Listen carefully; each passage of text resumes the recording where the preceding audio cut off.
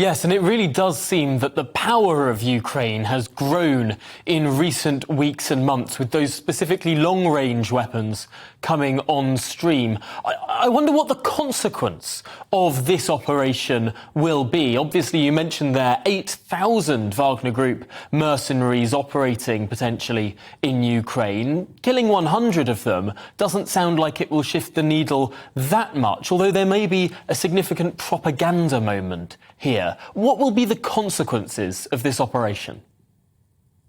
So first of all, everyone in the West shall understand one fundamental thing. During decades, everyone in the West was afraid of Russia.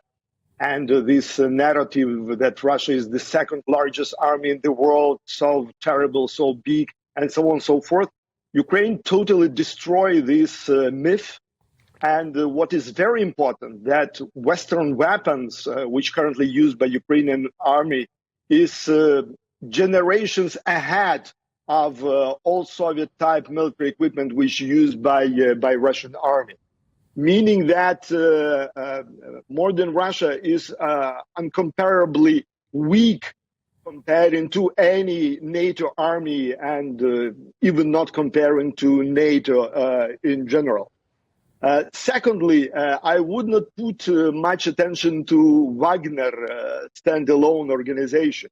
We are fighting not with the Wagner military company. We are fighting with 150,000 of Russian soldiers on Ukrainian soil. These folks just the part of this barbarian crowd, which is temporary on the territory of Ukraine. So that's why we're not targeted them separately from any other Russian forces in Ukraine.